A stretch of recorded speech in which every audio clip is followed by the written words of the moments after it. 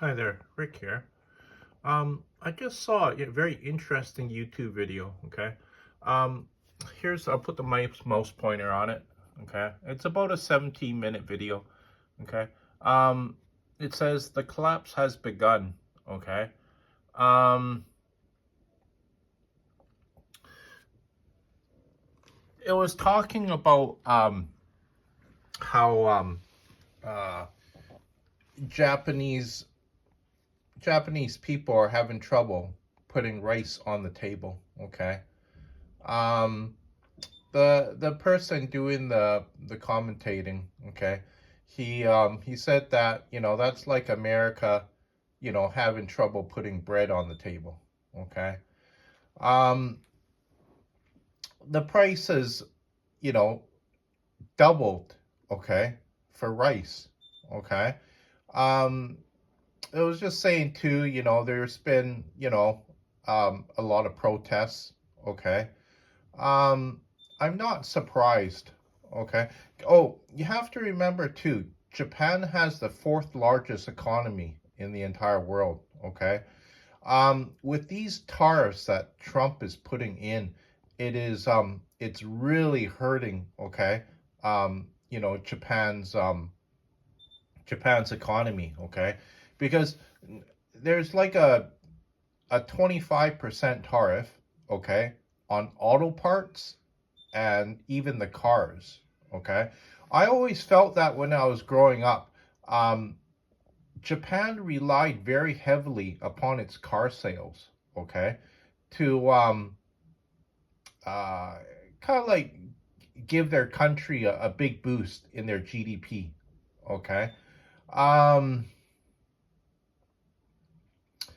their level of debt to their GDP. Okay, is something like 234%. Okay. The last time I heard, I thought it was about 140%, but I was just quite surprised when this commentator said that, you know, because um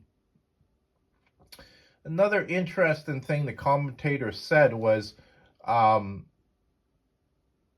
you know when um when this collapse is going to begin. Okay, he said it's already happening. Okay, in real time. Okay, so it's already hit the Japanese economy. Okay, when I was growing up as a teenager, I noticed that there was a lot of things coming from Japan. Okay, like they had a lot of electronic things. Okay, on the shelves on the market, everything from VCRs to cassette tapes, their vehicles, um, but they just seem to dominate the electronic uh, industry. Okay, for in terms of consumer goods. Okay, um, that has really changed. Okay, because if you look at where our electronic things are made these days, right? Okay, you can see that yeah, a lot of things are coming from China. Um, even India. Okay, India's was it? There's large Samsung plants there. Okay, um, but it just seems like there's a shift. Okay, it's happening over the past few decades. Okay, even South Korea, they've I think ever since they signed that deal to kind of like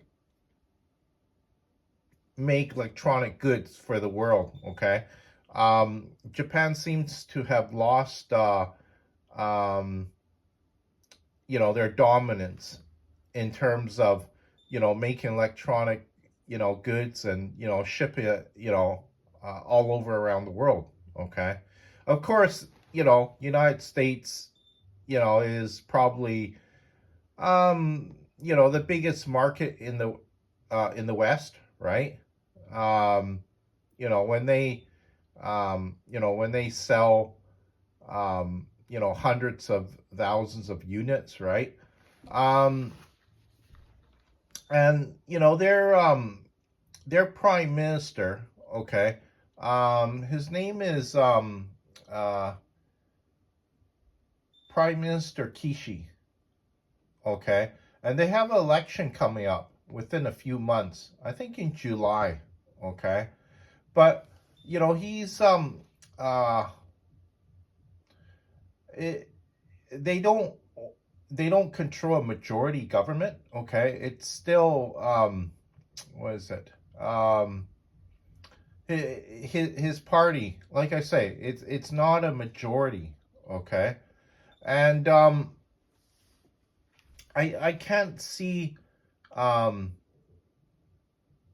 I can't see an easy way to fix this, okay. Like, I bet you, okay, Prime Minister Kishi, he probably has some very smart people, in finance around him, right? But I doubt that they can even figure out a way out of this, okay. um because it was also talking about their bond yield, okay. Like look at this graph, okay. You see that bottom part? Okay, sorry. You see that bottom part right there? And look how high it's gone, okay. It's just shot, it's shot straight up, okay, the bond yield, okay. That's not a good sign for a country with the fourth largest economy in the entire world, okay. um and I'm not surprised. If rice doubles in price, yeah, people will have trouble putting food on the table. I'm not surprised. Okay, so you're gonna have a bunch of hungry Japanese people, protesting in the streets, right? And you have to remember, Japan, gee, they have a lot of U.S. treasuries, okay, and imagine if they dumped all those U.S. treasuries on the market, okay. What would happen to the U.S. market, okay. um it would just you know totally blow up, okay. It'll blow up the U.S. economy, okay. And also too, I can't see them doing that just because they're an ally of United States, right? When you're ally United States, you don't do those sorts of things, okay. You don't blow up what is it, your neighbor, your allies economy by dumping all the U.S. treasuries. I heard that they have um about, okay, the last time I heard it was about $1 trillion in U.S. treasuries. Yeah, that much. And then look at the title here, okay. Worse than Greece, is Japan's debt is Japan's debt at breaking point, okay. um like I say, the commentator uh you know wasn't saying that it's at a breaking point. He said it's already happening, okay. It's happening in real time, okay. A lot of countries that were allied with the United States before, right? Um, they don't seem they don't seem as friendly, okay, compared to before the tariffs, right? Just look at when our former Prime Minister Justin Trudeau, right? Just saying to boycott United States, okay. Like I say, leaders of countries usually don't say that about other leaders of other countries, okay, especially when they're your neighbor, right? Okay, because in all my life of following news, right, I can't remember a time when um our leader said something like that, right? Boycott United States. And you have to remember too, okay, with these high tariffs, okay, um, is Prime Minister Keisha, okay, um, is he going to be friendly to Trump or friendly to United States? Um, I think that kind of like that ally type relationship between United States and Japan um, will turn sour. Okay, it's probably already turned sour. Okay, but um, I think the mainstream media just hasn't picked up on it um, as much compared to say Canada, United States, right? But when you impose a 25% tariff on the auto industry, when Japan is very heavily dependent on the auto industry, right? um it's almost like um declaring kind of like a economic war against your ally, right? When you do something like that, because how do you fix this problem, right? By printing more money and causing inflation, or decreasing the money supply and causing uh, what's the term they used for it? Deflation, a deflating economy. Okay. Um, because imagine if, okay, here in Canada, okay, gas prices doubled. Okay. That might sound kind of outrageous, okay, but look what's happened to Japan, okay. The price of their rice has doubled, okay. Like you could probably see, um, a lot of protesting happening in Canada, right? Um, Maybe, yeah, just a lot of people wouldn't be able to, conduct their daily business life if gasoline prices doubled, okay, or if the price of flour doubled, okay, which is not you know outrageous considering, okay, look what's happened to Japan. Their price of rice has doubled. So here in Canada, the price of flour doubled, right? It sends bread prices up drastically, right? um so I